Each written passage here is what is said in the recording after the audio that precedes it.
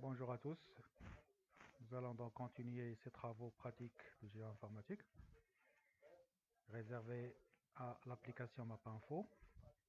Et dans cet objectif, donc, on va démarrer MapInfo, comme vous pouvez le voir ici. Donc, dans la séance précédente, nous avons créé des tables vierges, à savoir donc des calques qui seront le support de différentes manipulations de MapInfo, donc des opérations de digitalisation, des différents types d'objets, à savoir des objets de type point, de type ligne et polyline, de type surface. Et donc, ces calques, on peut les retrouver ici dans la section modifiable, comme vous pouvez le voir. Donc, il y a village, il y a route, il y a réseau hydro, il y a forêt, il y a eau, et puis il y a aucun. Ça veut dire que si je clique sur aucun, ça veut dire que je ne vais modifier aucun calque. Alors, le calque sur lequel je vais pouvoir apporter des modifications, c'est le calque qui est ici sélectionné. Donc, on va d'abord sélectionner village, puisque nous avons commencé par introduire 4 villages. Je vais prendre ici la lettre I qui signifie information. Je vais cliquer par exemple sur ce village-là. Et donc, ça va me sortir ici, comme vous pouvez le voir, le numéro du village dans la table des attributs de sa table, avec le nom, donc ici Alpha Khuda, qui appartient à la commune de Soul et qui possède une population d'environ 13 personnes. Maintenant, si je clique sur Bir Dar Ali Ibn Gendous, donc là, vous voyez donc ici l'information change et donc ça veut dire que ma carte village sous forme d'objet point est correctement structurée et correctement instruite. Si je vais maintenant ici et que je fasse visualiser la table de village, vous allez voir, donc ici, j'ai la table des attributs ou bien la table des données du calque que nous avons créé précédemment et qui s'appelle donc village, avec ici 4 villages que nous avons digitalisés avec leur nom, la commune à laquelle ils appartiennent et puis la population estimative que nous avons introduit nous-mêmes ici dans ce tableau, étant donné que nous ne disposons pas de données véritables de population. Donc, je continue. Maintenant que nous avons terminé avec village, je vais aller donc ici, dans la partie basse de mon projet, repartir là, et maintenant je vais modifier les routes. Et à ce moment-là, donc je vais cliquer sur route. Par la même occasion, donc je vais fermer cette fenêtre de dialogue, cette boîte de dialogue. Et maintenant, si je clique ici avec un clic droit de la souris pour voir le contrôle des couches, eh bien, je vais devoir m'assurer que le calque couche est en mode éditable. Donc, vous voyez ici, modifiable, éditable, ça veut dire que je peux le changer. Donc, c'est vrai, donc je vais dire OK. Maintenant, pour procéder à la digitalisation des routes, eh bien, il faut se rendre compte que les routes sont énormément variables, énormément différentes. Autrement dit, vous avez ici, par exemple, comme vous pouvez le voir, ici, vous avez une portion de l'autoroute, une portion de la voie express. Vous avez ici une route que vous pouvez voir qui est caractérisée par une double ligne noire fine, continue. Mais vous avez aussi des routes, par exemple ici, enfin ce qu'on peut classer comme des routes, des pistes que vous pouvez voir ici en entièreté, et des pistes qu'on va qualifier de rurales qui sont bien entretenues avec un trait plein noir. Alors, pour différencier celles-ci, nous allons d'abord prendre dans cette boîte de dialogue-ci, nous allons prendre le style de ligne. Donc le style de ligne qui me donne donc une boîte de dialogue dans laquelle je vais choisir le style de la ligne, la couleur de la ligne, l'épaisseur en pixels de la ligne, etc. Et donc ici, vous avez un petit aperçu. Donc ici, je vais choisir une énorme variété de choses et d'objets qui représentent les lignes, d'accord? Et donc, je vais me rapprocher de celles qui me sont les plus plausibles, à savoir, par exemple, ici, une double voie, que vous voyez, une double voie en rouge, hein? Là, la couleur est verte, la couleur est noire, donc je vais la mettre en marron, comme ici, donc en couleur marron foncé, donc je vais choisir ici le marron foncé, quelque part là. Donc, j'ai un aperçu, donc ce n'est pas terriblement ressemblant. Donc, je vais choisir une autre. Par exemple, celle-ci. Ça se rapproche. ça se rapproche. Ok, maintenant l'épaisseur, donc je vais choisir par exemple 2 pixels, vous voyez donc, voilà. Donc ça c'était le choix du style de ligne avec laquelle je vais digitaliser, quoi? Je vais digitaliser donc les routes. Il faut savoir que les routes, comme je viens de le signaler, sont différentes, à savoir, donc vous avez ici l'autoroute, hein, vous avez ici une voie express, vous avez d'autres types de routes, par exemple celle-là, c'est une route nationale qui va donc vers les berges du barrage que l'on voit ici. Donc, je vais commencer à digitaliser, et chaque fois qu'il y a une rupture, ou chaque fois qu'il y a un arc de cercle, eh bien, je clique, d'accord? Je clique. Maintenant, je ne fais pas attention au croisement, c'est-à-dire aux intersections, et arrivé à la fin, je double-clique et donc je crois que ma route est bien tracée. Pour le vérifier, donc je vais me mettre ailleurs, clic droit, contrôle des couches et je vais masquer la carte de l'Arbad Sol, voilà, et ça n'a pas marché.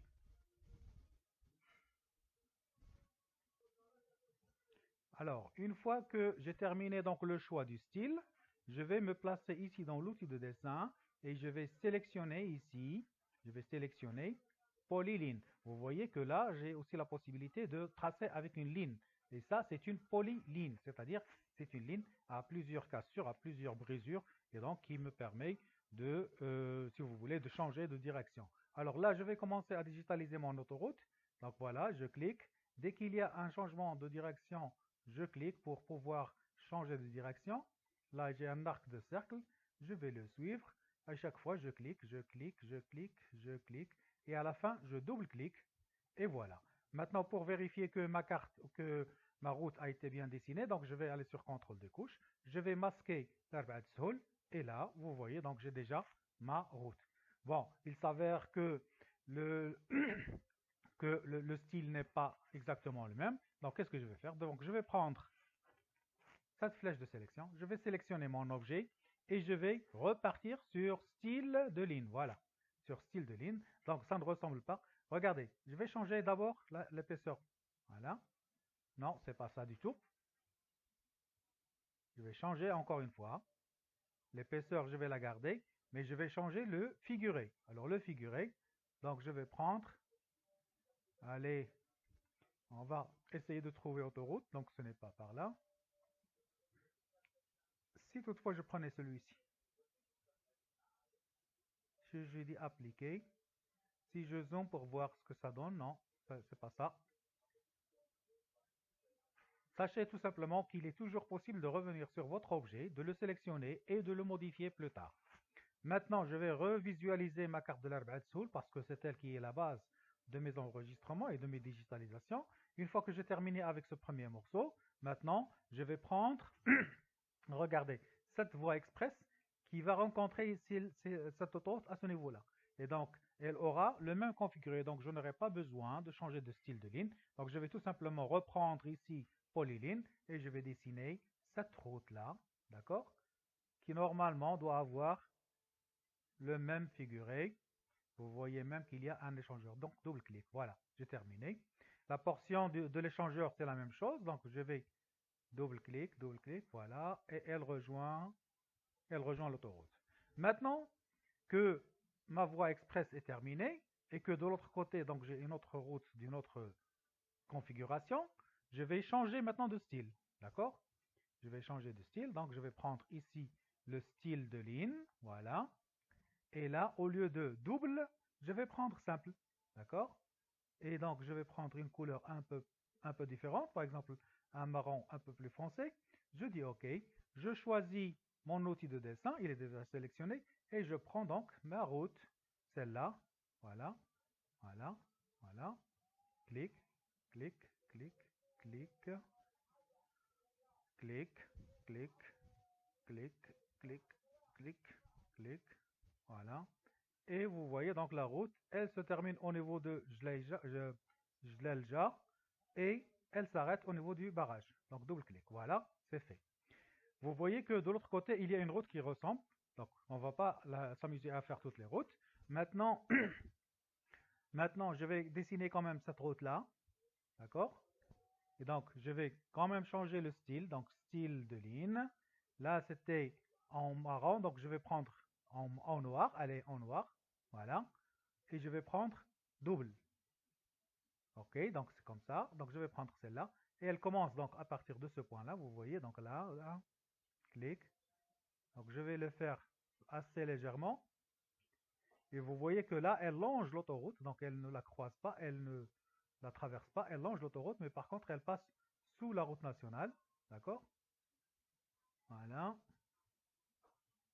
Je termine. À chaque fois qu'il y a un petit changement de direction, donc je clique. Et là, à la fin, je double-clique. OK? Vous voyez qu'on peut, pour un objet spécifique, mais qui est de la même famille, donc qui a des liens de parenté, on peut adopter des styles différents tout en digitalisant. C'est-à-dire revenir à chaque fois ici au style de ligne, le changer et continuer à digitaliser. Alors, je vais m'arrêter à ce niveau-là. Donc, sachez qu'il y a encore des pistes rurales. Il y a des pistes où il y a des sentiers qui traversent, par exemple, ici cette ferme. Et donc, ça, on ne va pas les faire tous. Bon, sachez que vous pouvez éventuellement le faire. Et alors, à ce moment-là, qu'est-ce que je vais faire? Je vais cliquer ici sur Nouvelle fenêtre de données et je vais choisir mes routes. Je vais la visualiser et voilà. Donc, qu'est-ce que j'ai digitalisé? J'ai digitalisé jusqu'à maintenant 1, 2, 3, 4, 5 objets. Pour savoir à quel objet fait référence chaque ligne, je prends l'outil de sélection qui est celui-ci. Je clique par exemple cet objet-là. Je fais un contrôle tabulation pour passer à la carte. Et donc, c'est cette portion-là qui est relativement bizarre. Donc, je vais reprendre celle-là. Si je clique sur ça, contrôle tabulation. Voilà, donc c'est pas grave. Donc ça, c'était l'objet numéro 1. Vous allez voir que ça va le changer automatiquement. Nom de la route, donc c'est autoroute. OK?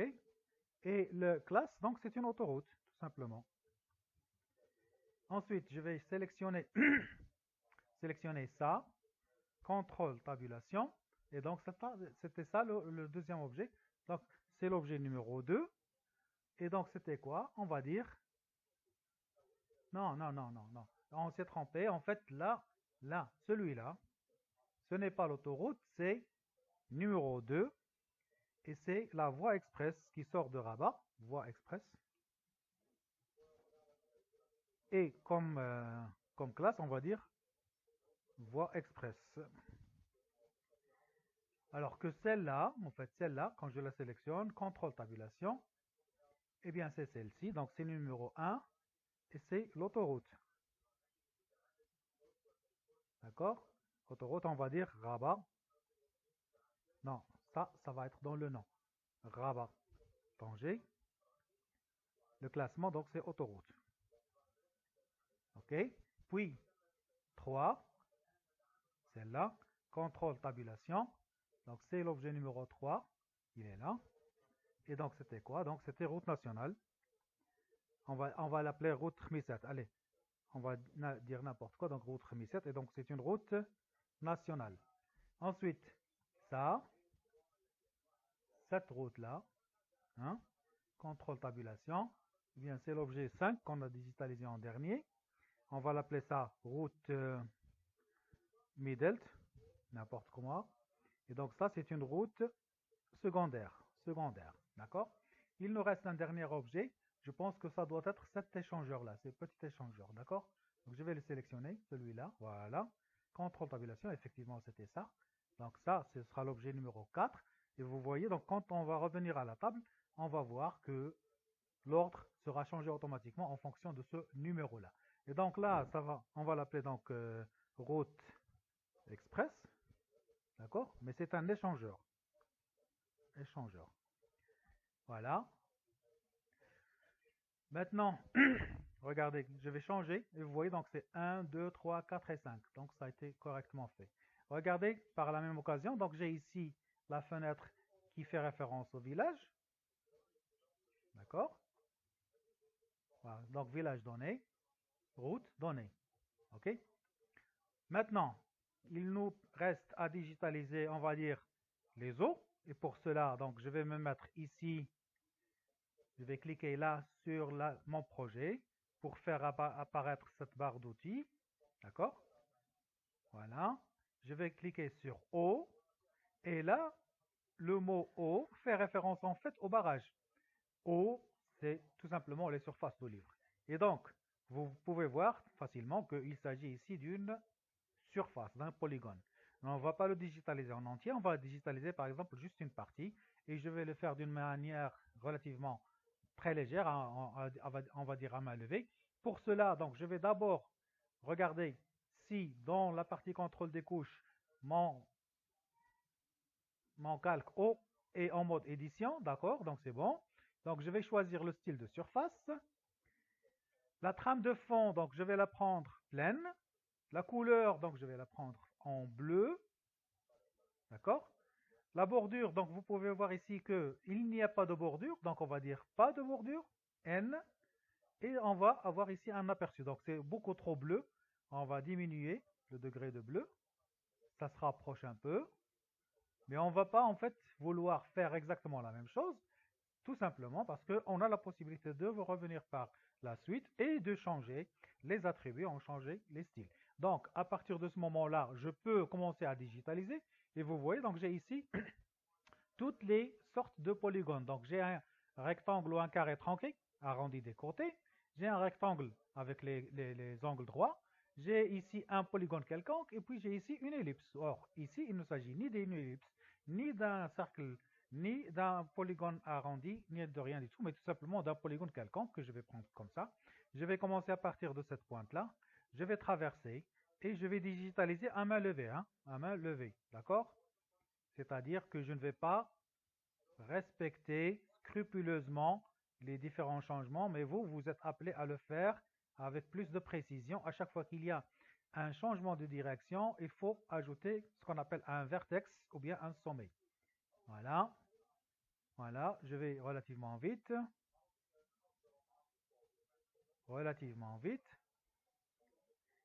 Même si je sors, ce n'est pas grave. Je traverse, je contourne la bordure sud. Voilà. Et voilà, vous voyez, donc j'ai dépassé, donc je vais revenir ici et double-cliquer. Et donc voici donc la portion de barrage que j'ai obtenue. Alors, tout simplement, quand je me suis trompé, je vais prendre la flèche de sélection, je vais sélectionner ici, sélectionner cette forme-là, et regardez, je vais faire apparaître les sommets. Vous les voyez ici? Modifier l'objet en faisant apparaître les sommets.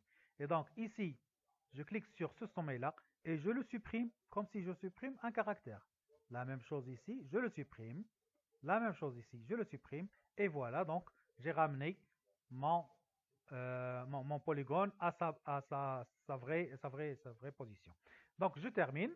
Et donc ici, si je fais encore un contrôle des couches, je masque la couche de l'arbre Soul et voici donc ce que j'ai travaillé. J'ai travaillé dans 4 villages.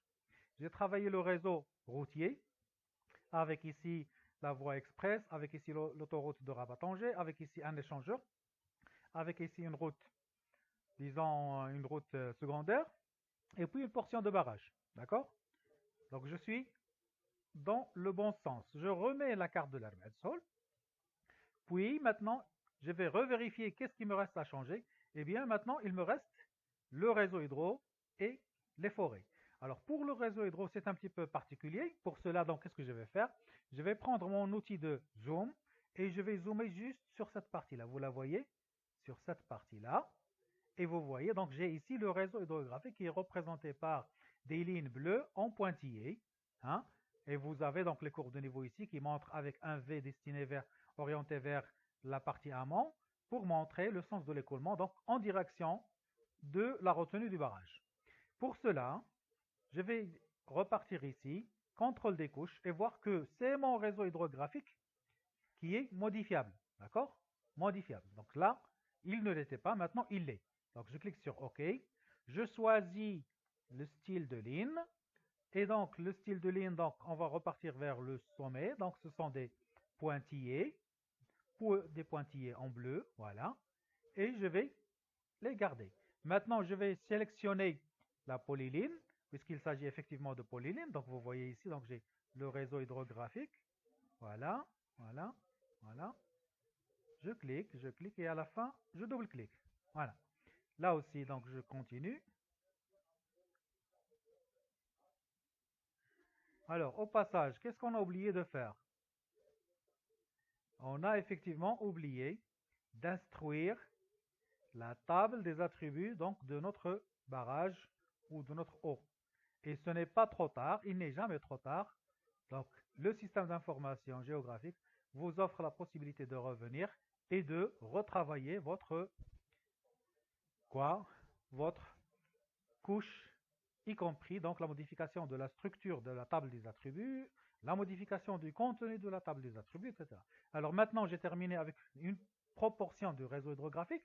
Qu'est-ce que je vais faire? Eh bien, je vais éditer le réseau hydrographique et je vais dire OK, d'accord? Et là, vous voyez, donc j'ai digitalisé 1, 2, 3, 4, 5, 6, 2, 4, 6, d'accord? Bon, il serait un petit peu bête de dire, bon, on va quand même les nommer, d'accord? Donc ça, on va lui donner le numéro 1. Le nom, on va lui dire le numéro 1, puisqu'on n'a pas effectivement de nom. Et la classe, on va la laisser vide pour le moment, jusqu'à une étape ultérieure pour calculer, selon la classification de Stadler, la classification ou bien le rang de ce réseau hydrographique. Donc le 2, donc ce sera numéro 2, d'accord? 2, numéro 2. Pourquoi je mets numéro avec tiret et 2? Parce que tout simplement, je suis dans un champ caractère. Ou alors, par exemple, là, donc si je sélectionne celui-là, d'accord? Vous voyez, donc il est à côté d'une source qui s'appelle Ain Abbara. Eh bien, contrôle tabulation pour retrouver ça. Donc ce sera le numéro 3. Et donc on va l'appeler Shabat Ain Abbara. OK? Et donc, on va laisser la classification vide, d'accord? Celui-là, on va lui donner le numéro 4, numéro 4, bien entendu. Et donc ça, ce sera le numéro 5, numéro 5, numéro 5. On va le laisser comme ça. Ça, donc, ce sera 6. On va l'appeler numéro 6. Bien entendu, si vous disposez du nom de chacune des vallées, donc vous leur donnez, vous leur attribuez le nom et vous attribuez également le classement selon la classification de Stadler. Bon, ceci étant, maintenant je vais repartir, regardez, je vais repartir maintenant sur modifiable, là, modifiable. Je vais rechoisir, je vais sélectionner haut. Et maintenant, je vais aller ici et faire apparaître la table de haut, comme vous pouvez le voir ici. Et voilà. Donc je l'ai fait apparaître.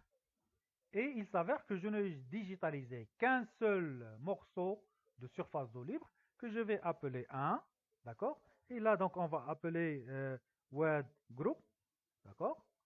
Et la superficie, donc, bon, ça, on pourra le calculer éventuellement avec des outils du SIG. D'accord?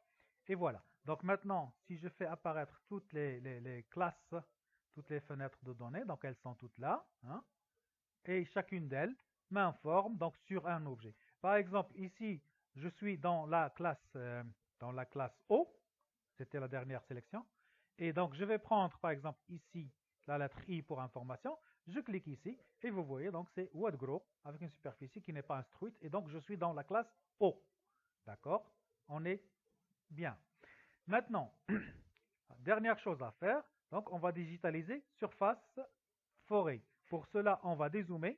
Alors pour dézoomer, vous avez la possibilité soit de choisir ça, hein, et de cliquer successivement, soit de choisir clic droit, afficher toute la carte, toutes les couches, voilà, et donc vous voyez qu'on peut revoir toute la carte. Soit vous déroulez donc la roue de la souris, soit vers le haut pour zoomer, soit vers le bas pour dézoomer. Maintenant, je vais reprendre celui-ci, hein, pour zoomer uniquement sur cette portion de carte-là, où j'ai un morceau de forêt. Je dégage ça, je peux le fermer, il n'y a aucun problème. Et je vais repartir ici sur ma couche modifiable. Je vais prendre forêt, d'accord? Et forêt, donc il s'agit donc d'une superficie, donc c'est un type polygone. Hein. Vous voyez que par la même occasion, vous pouvez voir qu'à l'intérieur de ce polygone qui représente la forêt, mais il y a d'autres polygones de couleurs différentes, par exemple celui-ci, c'est ce qu'on appelle des dias. D'accord?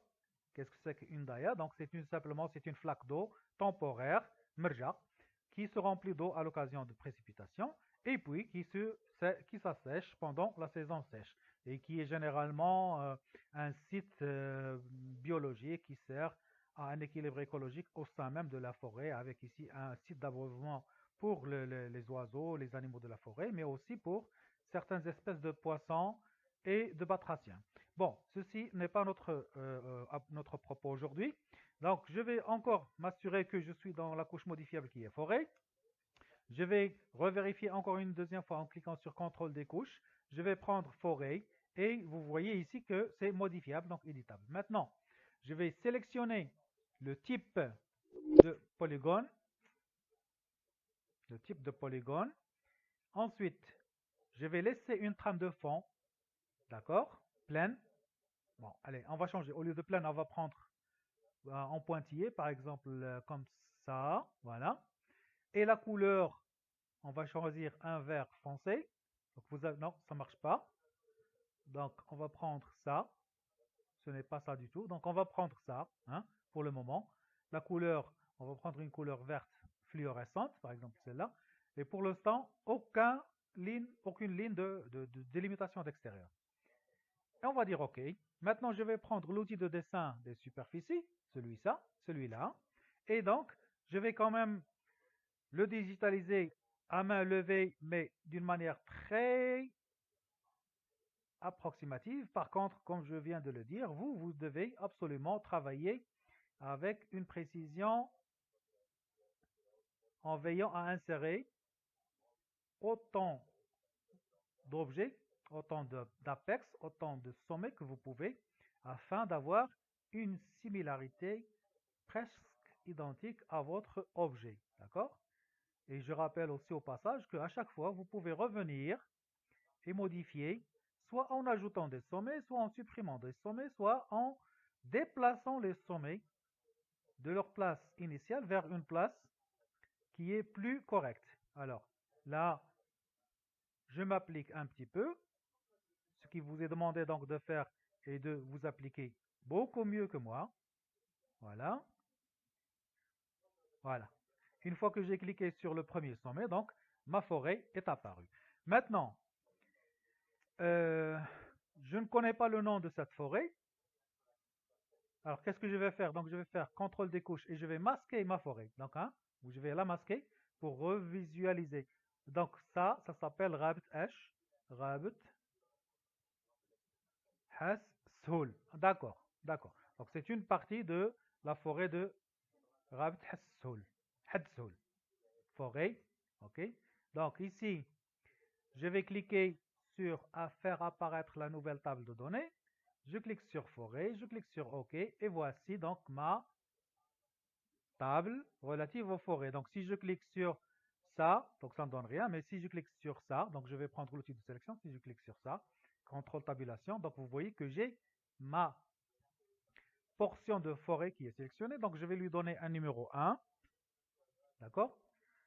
Le nom, donc ça va être Rabbit Soul, Rabbit Soul, d'accord? Commune Soul,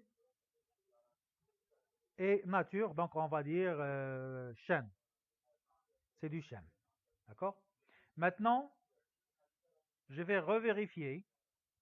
Donc, regardez, j'ai une table des routes, une table des forêts, une table des points villages, une table des données eau et une table des données réseau hydro.